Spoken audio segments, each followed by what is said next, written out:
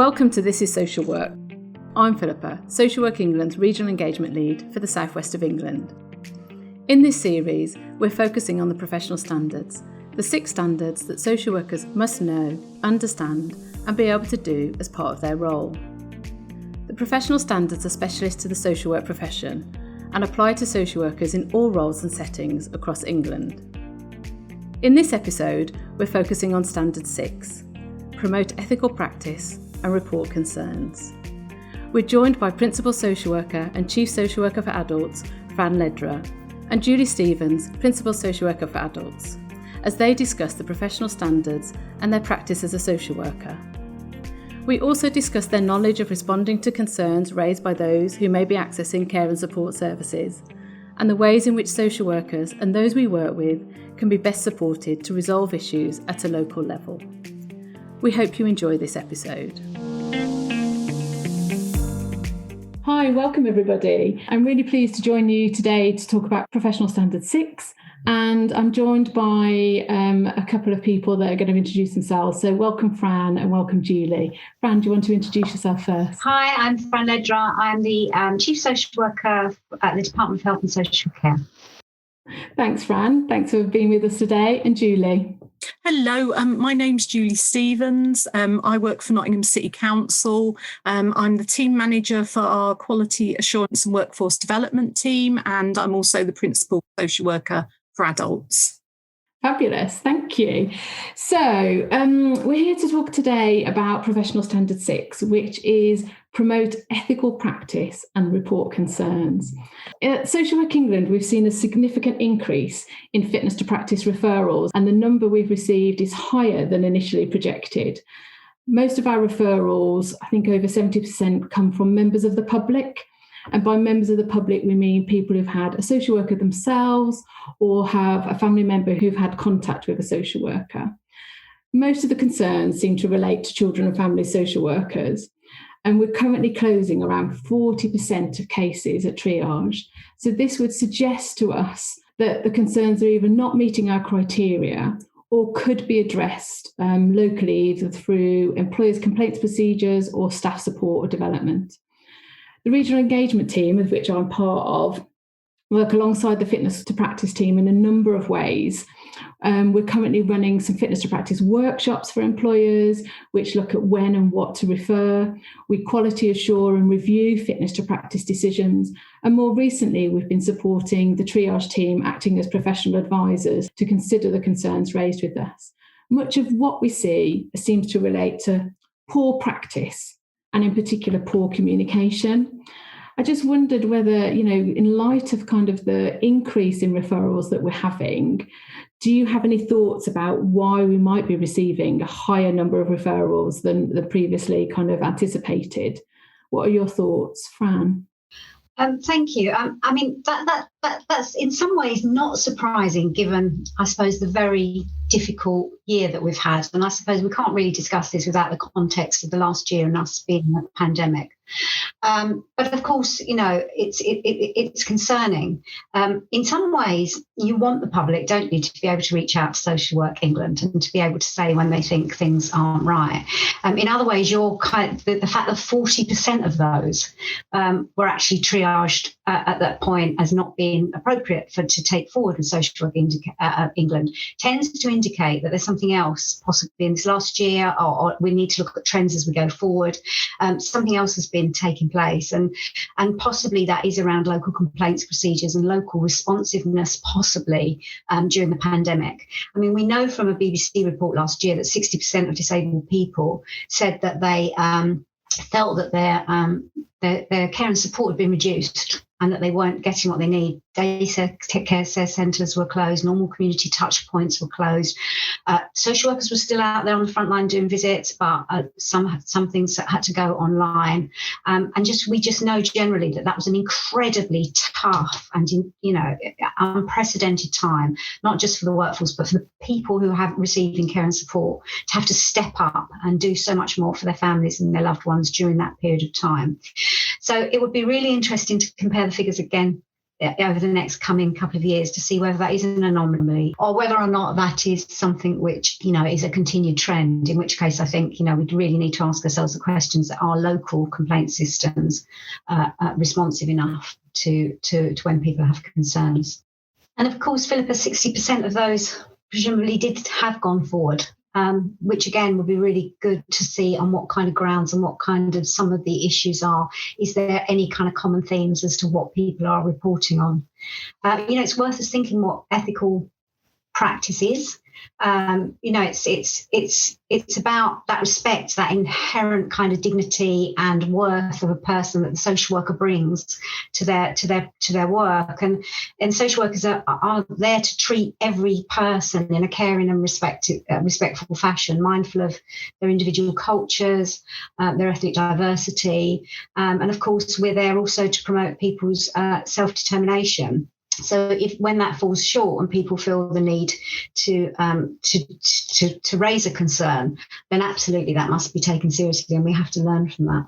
Yeah, I think you raise really good points. There's still lots of things that we don't know, and that's some of the work that we're doing to try and understand those trends. And I think, we're only in our first 18 months, so it'd be interesting to see, like you said, Fran, what are those projected trends and what those trends will be over the next coming year and how we align. Obviously, it's really difficult to know. We're in a pandemic. We're not in normal circumstances.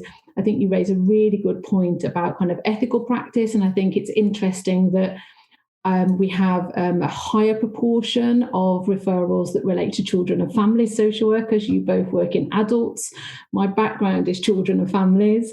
So, I was in statutory children and families work for over 20 years before I moved to Social Work England. And I think to some extent, it perhaps isn't surprising that that's sort of disproportionately between adults and children and families because of the work that we do and some of how that lends itself. But I think there is something about us understanding about why aren't we getting things right, and I think really thinking about that ethical practice and how we can try and work at resolving things locally, and so people don't feel that they then need to come to the regulator to raise concerns, and the concerns that they do raise with us are the most serious and the right concerns. I think what we're seeing a lot, and I think I said that in my opening kind of commentary, is that in some of the work that we're seeing at Fitness to Practice, some of it's more about poor practice than fitness to practice. I mean, we know from some initial work we've been doing that we've been seeing about that one of the themes that comes out is communication, and around 25% of the referrals that we get are referring to communication. I mean, surely that's something we can do better and improve on. That's not a difficult thing to improve on. So there's definitely some room there. Thinking about local resolution, I mean, Standard 6.3 talks about informing people of the right to complain and provide them with the support to do it, and record and act on concerns raised to me. So it's about really really ensuring about people are aware of those rights and advocating for those rights and not being, worried about people making a complaint. What has been your experience of responding to concerns raised by those who may be accessing care and support services? Fran? So the most important thing when people are raising any kind of concern is that people feel that they are being listened to and that they are getting a really considered and thorough response. I think it's nothing worse than somebody feeling they get a two-liner, or in a response, or that the various different bits of their complaint haven't been broken down and looked at, because that leads to people coming back again, and eventually might even need to go into the ombudsman, and that is hugely intensive, resource intensive for everybody. And I'm sure for an individual, they don't want to complain. I mean, we've been in a really privileged position in the last year, being able to speak to a lot of people with lived experience, and people don't want to complain. They want to get on with their lives and have a really good service, and be able to get the care and support they need when they need it. They find it exhausting to have to go through long-winded complaints procedures or any other kind of investigation procedure. So I think we have to appreciate that when people get to the point when they put pen to paper, the vast majority of them will be people that have probably tried absolutely everything else first and have got to that end of their tether and have written that down. So we absolutely must be respectful of that. We have to listen. I think we have to be transparent. And I think as much as possible, we have to be open if we've made mistakes, and we have to apologise if we've done so.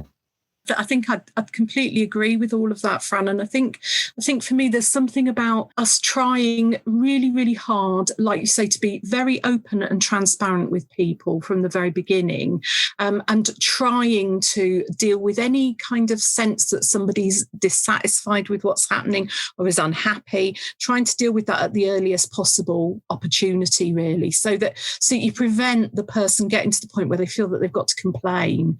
Because like you say, once the person's reached that point, quite often that my experience has been that's quite traumatizing for the individual, because that means, like you say, they've tried everything else to get their voice heard, to get their concerns heard, and haven't had a satisfactory outcome. And by that point, that's quite often gone on for quite a long time for that person as well. So I think it's about being very, very clear with people from the beginning about what the outcome is that they're looking to achieve, and about being very honest about, as you say, where we've got things wrong, letting them reflect with us on where we've got things wrong, but also what did work for them and what they were happy about. But then also, I think, as you say, it's learning the lessons from that so that the person goes away feeling assured, because, quite often when you've got to the point where somebody's had to go through, as you say, putting pen to paper and going through a formal complaint, and then sometimes going to the ombudsman, the whole issue then is not just about how you resolve that complaint, but it's how you build trust with that person. If that person is continuing to receive services, that's really difficult and really challenging then. So I think, my constant view is to try and address things as early as we possibly can do, to prevent really it getting to that point. But then, like you say, then we've really got to take notice of what that individual's experience has been. Thank you, both of you. I think that's really important, isn't it? About what can we do earlier on, and that listening. The fact that when I was a manager, obviously no one likes to have a complaint about their practice or their social worker that you're managing's practice. It can be quite difficult to hear some of that kind of challenge or criticism. But I think there's always, for me, often lessons to be learned, and that point of reflection. And could we have done things differently? Do you know what I mean? And often I think we could have. Do you know what I mean? And sometimes there was a sense that we perhaps didn't do it as well as we should have. So there were lessons to be learned. I mean, Standard 6.4 talks about taking appropriate action when a professional's practice may be impaired. So kind of thinking very much perhaps from kind of an employer's position, how, in your view, can we best support social workers and those we work with to resolve issues at a local level? I think making clear that real strengthening the supervisor's involvement regarding social work. So, there is something for me about that, again, that trusting relationship, whereby if somebody has got something that they need to share, that they feel confident and safe enough to share that earlier on rather than later. I mean, it's very clear when you go on and renew your registration, there is no doubt that you have to sign something that declares that you've got nothing that's, that there isn't anything there that has changed since last time, that you haven't got any new criminal convictions, or you haven't got anything that you think that you should declare. So it's very clear in terms of your own personal responsibility. But if there are things that you're at all unsure about throughout the year journey leading up to that re-registration, then good supervision and support from your employer is really, really important, so that you can talk about that. And vice versa as well. It's very important also that the social worker is able to reflect back also on where it falls short, where they think things as standards are falling short too. So it's a two-way kind of conversation. But in terms of being very clear and open and transparent and honest about anything you feel has changed significantly enough that it might affect your registration, I think, that is a personal responsibility. And when you've given the right support, it's quite clear that we should be declaring those issues. I agree with everything that you've just spoken about there, Fran. I think supervision is really important. I think making sure that you continuously keep that culture of reflective discussion and learning going on within teams and for individuals. And I think I certainly think that that's been a challenge for people in the last year, and that has been challenged by the fact that most people have been working from home.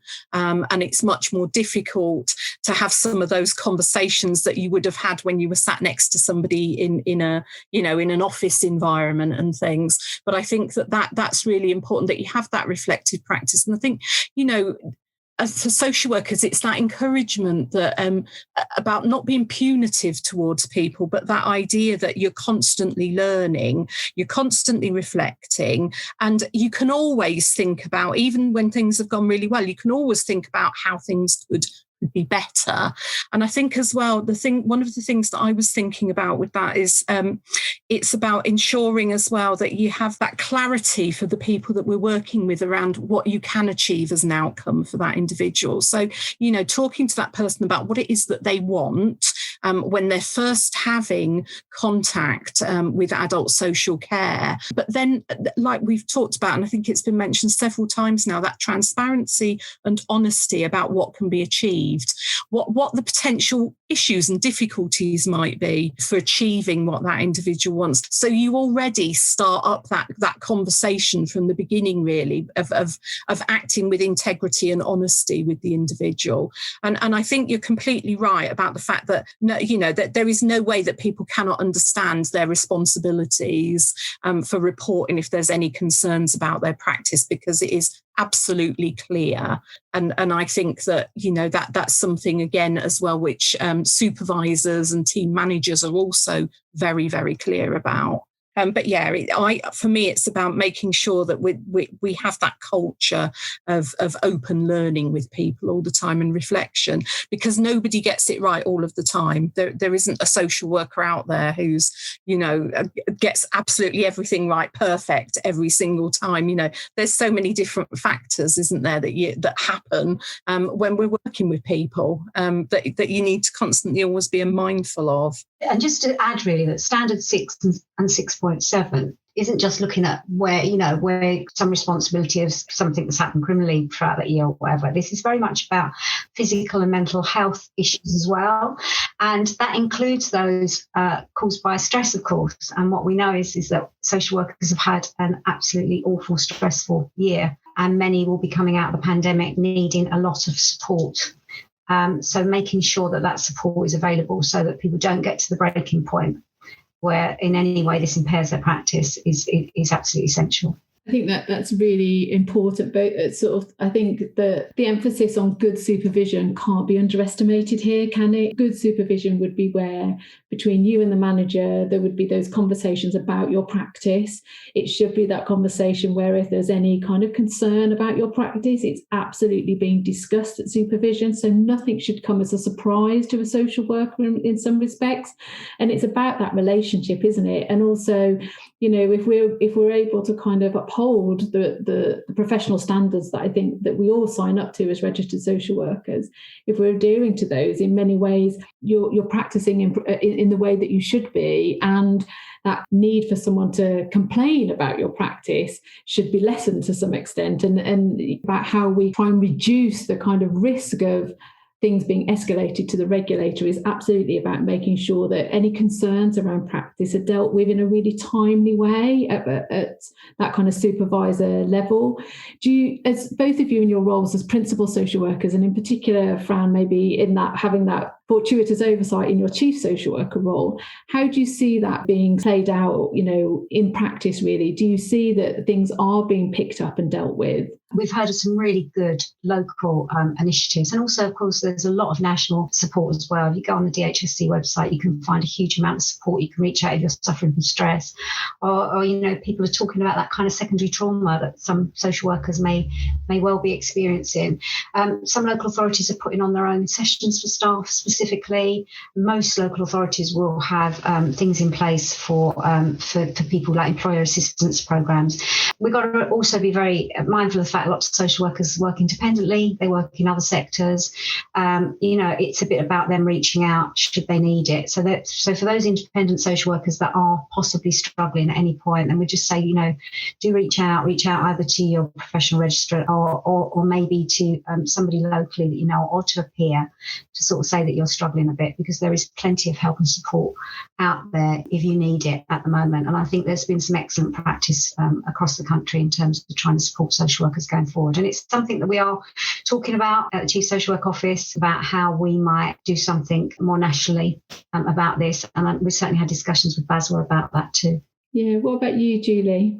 From a local authority perspective, obviously just talking about my local authority, our management teams and our senior management team have been mindful from the beginning of lockdown of the additional support that people require as a result of the impact of the restrictions because of COVID lockdowns, but also the impact of the changing way of having to work with people. So there's been a lot of support on offer for that. And I think we're also very mindful, as Fran mentioned, about what the impact's going to be for people as we open up to business as usual, and the sort of like the potential trauma that people have experienced. And I think that there's a big body of thought that actually it's as people come out of that situation and that we're going to see more and more of that trauma and that those difficulties and issues that people have experienced. And I think it's really important, as you were talking about, for those people that aren't employed by a local authority, about ensuring really from day one where they can get their support from as well. But certainly within the local authority, there's been a lot of thought given to that. And I think, we go back again to, the importance of that supervisory relationship within our local authority. That's something that we've been talking about a lot more. But then we've also been looking at other ways that people can get support as well.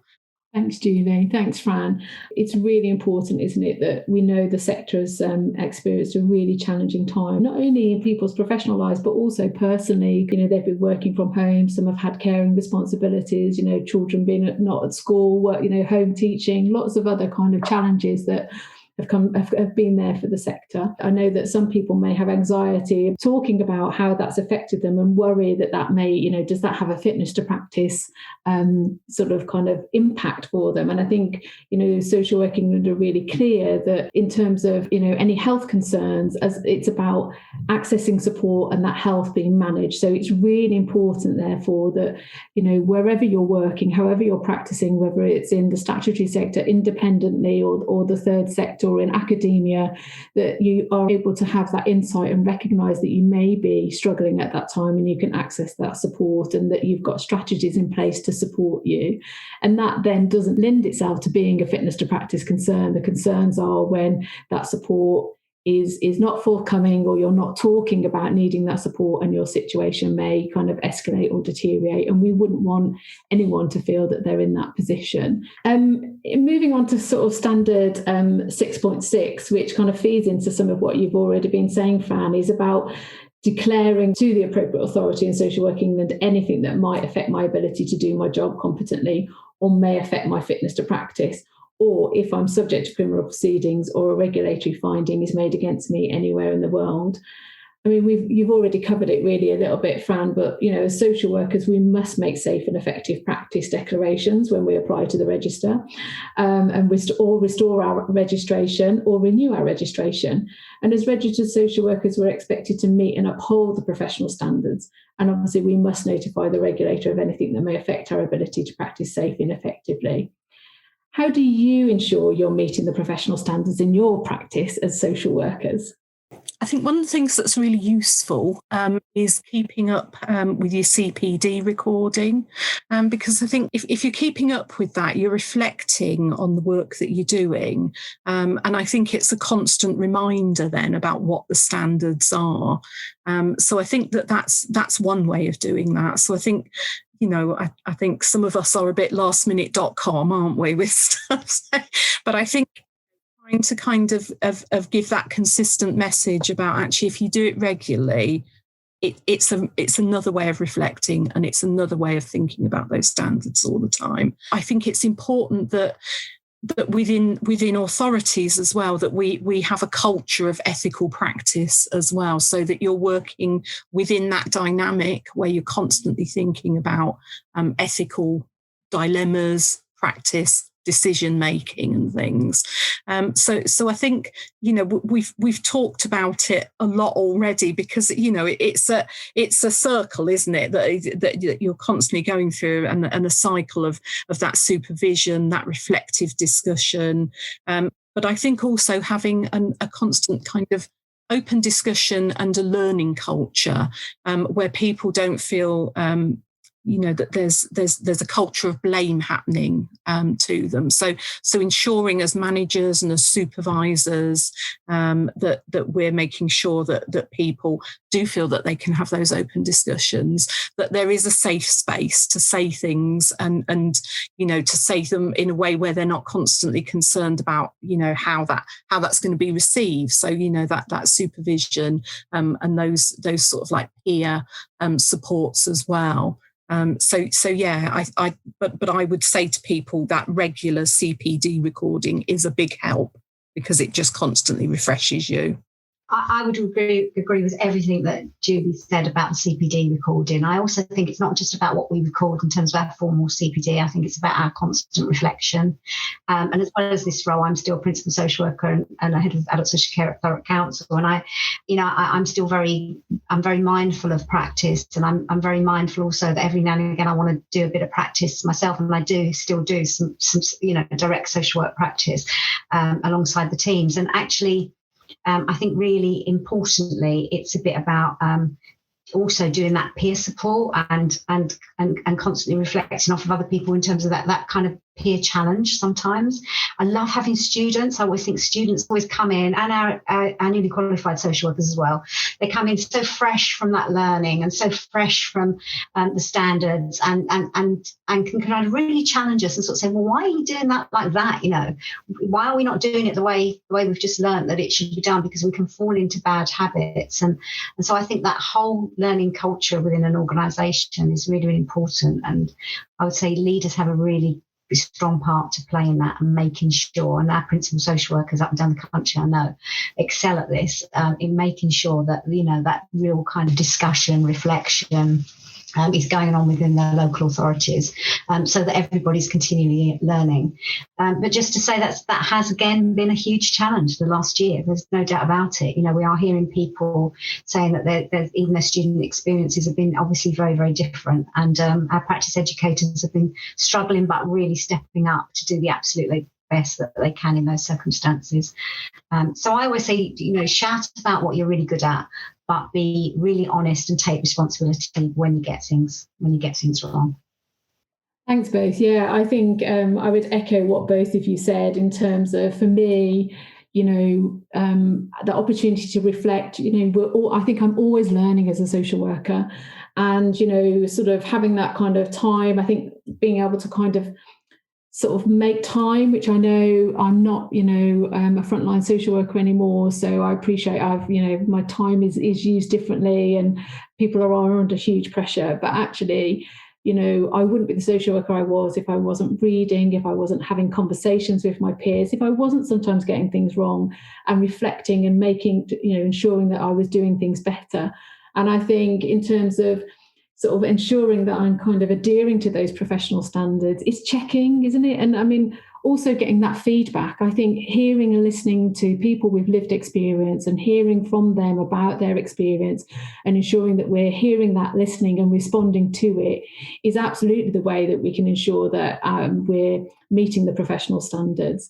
And I'm really pleased that that's in our kind of standard 4 around CPD, that it kind of really reiterates that need to hear from people with lived experience. Because I think ultimately, if we don't listen to people, we're never going to improve. Because having a complaint, and going back to the complaints bit right at the beginning where we started, by hearing from people where we may have got things wrong and learning from that. And I'm all for more of a kind of appreciative inquiry approach. And I think you raised it, Julie, about trying to avoid that blame culture and really looking at kind of the strength-based learning and what could we do differently.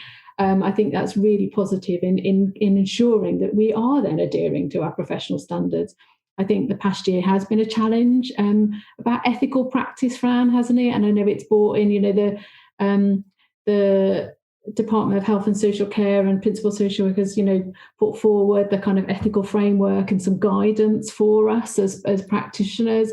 And I think, there were some times, especially in those very early days of the pandemic when people were feeling quite anxious about their practice. We know that people were worried about decisions that were being taken in kind of, very challenging circumstances. But I think, again, it feeds back to that, those conversations you have in supervision or have with your peers, how you document your workings, that defensible decision-making kind of process, isn't it? And about really ensuring that you're having those conversations and checking out what you're thinking of doing. Is there anything that any one of you wanted to kind of add to that, or anything else you wanted to say?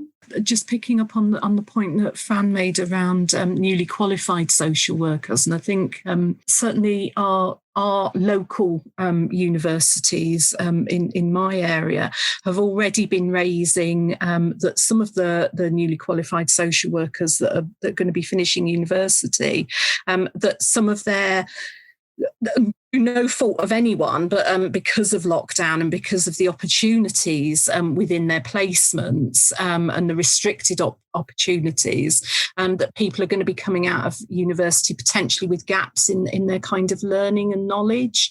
And I know that other local authorities in my local area as well have already started kind of thinking about that from the perspective of the ASYE programs that we run. So I think that would be a message from me for newly qualified social workers. Certainly raise any concerns that you've got about that as part of your local ASYE program with your local authority and things as well, because it's really important that we look at that for people and recognise the challenges that students have experienced in the last 12 months as well. Thanks, Julie. Fran, did you have anything you wanted to add? I think your point about the ethical framework is a good one, in that that's still there and that's still very much there for practitioners to use to help guide them through. And even outside of the pandemic is a good kind of reminder of people who, because that's what this standard is all about. It's all about a good ethical practice. And that does take you through very, methodically the various different elements of that you need to consider when you're doing work with people. And the only other thing I would just say is that all social workers, all registered social workers need to take responsibility for how they, how they practice, how they report up to yourselves, and really know these standards. So don't just pay lip service to them, or don't just when one pops up. Really, wouldn't it be great? It's great if I was to ask you as a social worker, what are the professional standards? Would you be able to give me an idea of what they are? And I think that's a really good test. And not obviously every single little detail, minute detail of each of them, but just the top lines. And it's really important, I think, to get to know them and really own them. And because I think it makes us very proud of our profession, and really will create those really high standards that we want for ourselves and for the people that we offer care and support to. Thanks, Fran. So just by way of an ending, really, I just wondered whether we've got any kind of top tips or advice for social workers. So what is the most important thing you'd like people listening to take away from this discussion that we've had today? I think the key thing is coming back to one of the things that you spoke about at the beginning, is around communication. That's the key skill that we have, isn't it? And that in kind of communicating with people, being open, transparent, and building those trusting relationships. And communicating with people around what their expectations are, and what they want from us. I just think that communication is the key thing, and that's something I think you said earlier about, as a social worker you're constantly learning, and I think that is the key thing that we learn about every single day, isn't it? If we reflect on our communication with people, there's always something where you think, oh well, that worked in that situation with that person, but actually I'd like to do that slightly differently, thinking about it. And I think recognizing all of those different ways in which you can communicate with people, and understanding what it is that they need to take from that communication and their perspective and things. I just think that communication is so important. The other thing that we've really talked about is that reflection and all of those opportunities that we have to reflect. Everyone's so busy, but that is just absolutely essential, that you're constantly able to reflect on what you're doing.